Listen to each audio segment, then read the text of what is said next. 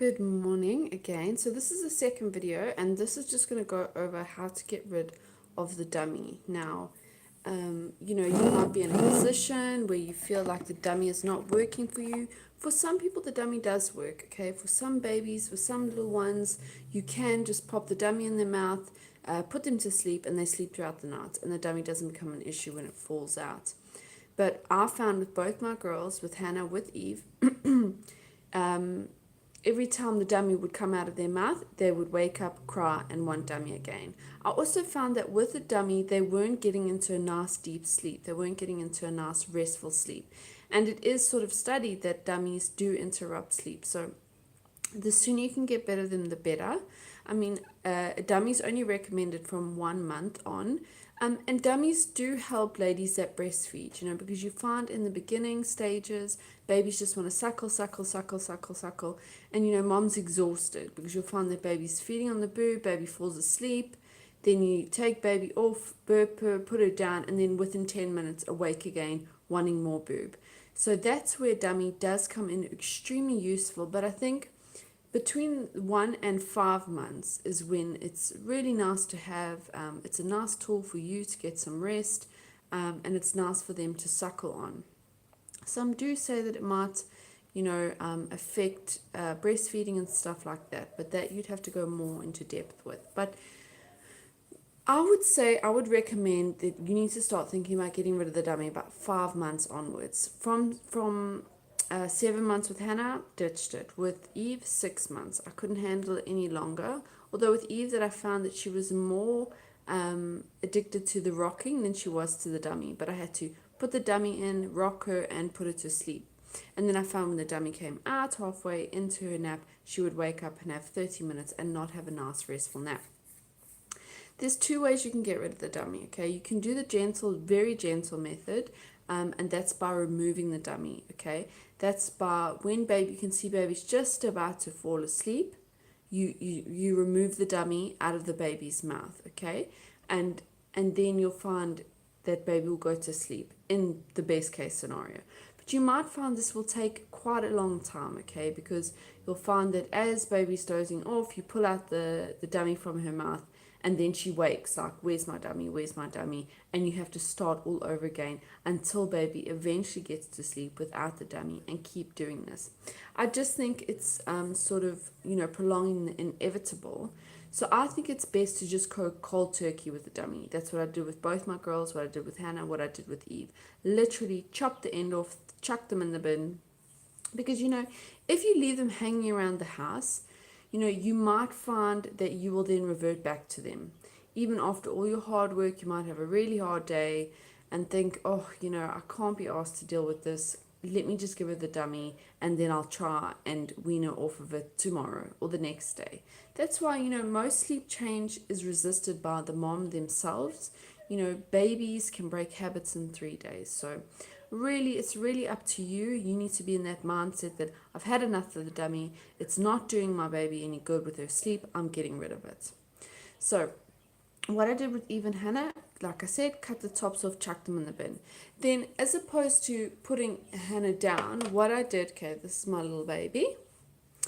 What I would do is I would shush and pat, just tapping the bum underneath, patting, shush and patting baby, okay? So, and then baby will cry, baby will scream, where's its dummy, it's what it's used to. That is just so normal. But just remember, you're right there with baby, okay? You're holding baby. She couldn't be in a more safe place. So again, shushing and patting, patting, patting, patting, patting, eventually till baby's asleep. If baby wakes again and it's only been a short nap, try it again. Shush and pat, shush and pat, shush and pat. Over 6 months, if you want to start weaning off the night feed, if you want to get baby to start sleeping through the night, I recommend that from about 7 months. Okay, it just depends on you, but I wouldn't go any earlier than 7 months. They do say baby can sleep through from 6 months, but I think 7 months is a nice age, between 7 and 9 months, because then you're not feeling like you're robbing your baby of the nutritional feed that it needs, etc., etc. So when baby wakes in the night, again, you want to shush and pat, shush and pat, shush and pat. Now you want to shush and pat for 3 days. Then what you want to do is you want to shush and pat baby. Now you can start shushing and patting and rocking at the same time for 3 days, okay? Then you can just go to sitting still and shushing and patting for the next 3 days. Just depends on how fast you want to move. But I would definitely start with the holding and shushing and patting. Then you want to go put baby in the cot and shush and pat, shush and pat, shush and pat, shush and pat, okay? If baby wakes again, it's only had a short nap, again, shush and pat, shush and pat. Now, it might be that baby doesn't go back to sleep, and that's really normal, especially in babies under 6 months. But, by 6 months, you really want to get them into a good nap routine, okay? So it's very important. So you are just using 3 days for them to get familiar to their new way of falling asleep. Again, don't feel bad. Baby's going to scream, baby's going to kick, baby's going to cry. It's totally normal. That it's what babies do, But you're right there with them, okay? You're teaching them how to sleep gently.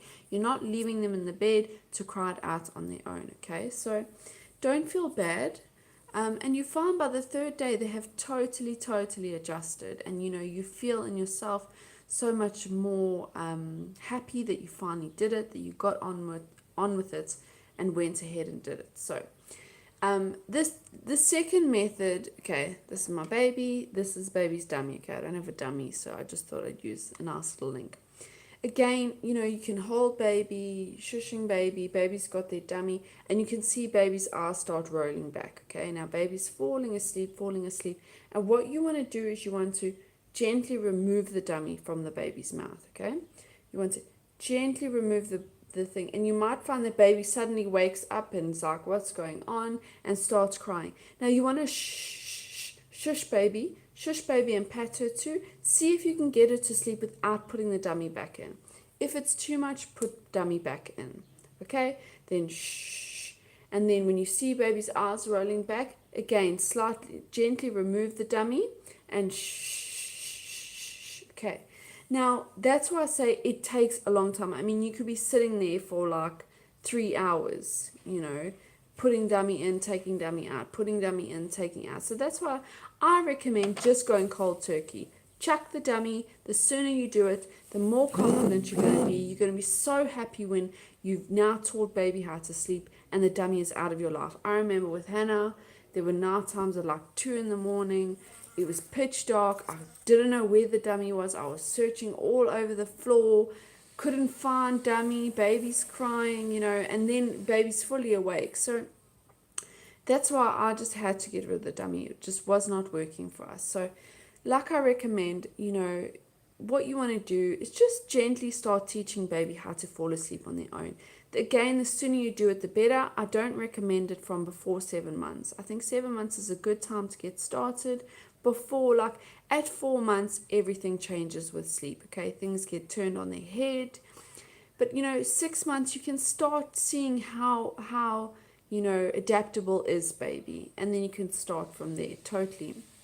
But like I say, ditch the dummy.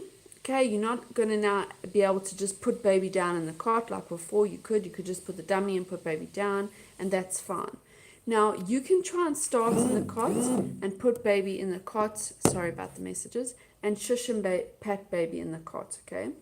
Now, I would rather hold baby, okay? This is because it's a new thing, but baby's right next to you. So again, just shushing and pat, and you can rock, you can jiggle. I mean, there's times when I was sitting there and my whole body was going like this, and and I could see her like fighting her sleep, and there's me on my toes, rocking, and eventually I just got so fed up with it, because she then only had a half an hour nap, because when I'd put her down, when she wakes, she's like, where's mom, and rocking me, let me wake up and cry for her.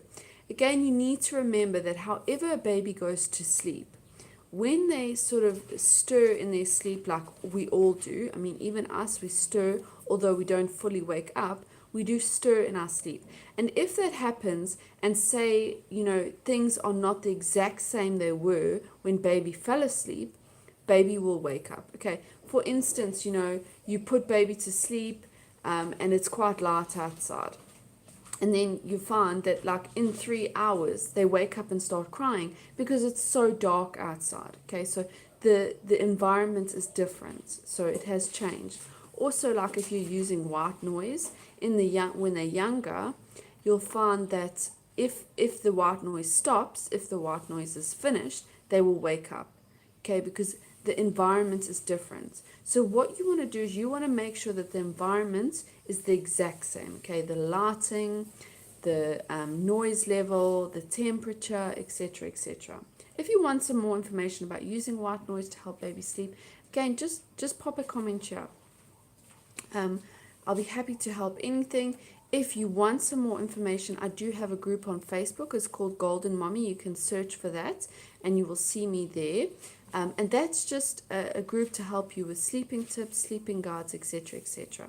So if you are starting, if you want to get rid of the dummy, what I recommend is cut the tip off, chuck it in the bin, chuck it as far away as possible. You don't want to be able to go and reach for it if things get too bad, okay? You've got to be in it and committed. That's with anything with baby sleep.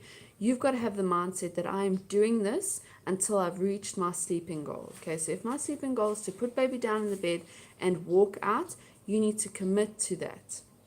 So chuck the dummy, and then you want to hold baby just in your arms, and you can shush and pat her till she's asleep. Now, I found that when I did that with Eve, I had to wait a few minutes. I think up to about 10 minutes until she was in a deep sleep. Because if I shushed and pat her and tried to put her down in her cot while she was in a light sleep, she would wake up. Okay, and then you have to do it all over again, and sometimes baby doesn't even want to go back to sleep again. So you want to make sure. You can tell when they're in a light sleep because their eyes are flickering, okay? They go like this, just like, you know, your eyes, it's rapid eye movement, okay? It's when you're in that sort of dreaming, half awake, half asleep stage. So you can tell when they've gone into a deep sleep, their eyes stop moving, they're totally shut, and like if you had to lift up their arm, it would just fall down. Okay, if you can feel them twitching and still moving, they're still in a light sleep. So you want to put them down when they're in a deep sleep. And in the beginning, you might find that they will have short naps. They won't take long naps. That's fine because they've fallen asleep in your arms to you shushing and patting.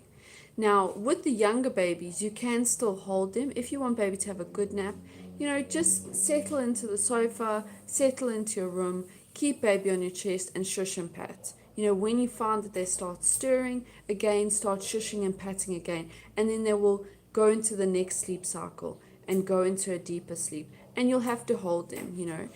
That's fine. You know, baby sleep is not easy, and for them too, they're learning all these new things, okay? The world is new to them. But when it comes to about 6 to 7 months, this is when you need to stop all of that. You need to stop sort of letting baby sleep on your chest, you know, because it does become an issue, okay? And then baby's going to expect that every single night. So you want to just hold them in your arms, shush and pat, and then when you can see them in the deep sleep, you can put them down in the cot, okay? They particularly might wake up. What you can do is you can try and shush and pat in the cot again, or pick her up again and shush and pat till she goes back to sleep again. You'll find because at about 45 minutes, between 38 and 45 minutes, that's when baby's stirring. That's when baby's trying to go into their deep sleep cycle, okay?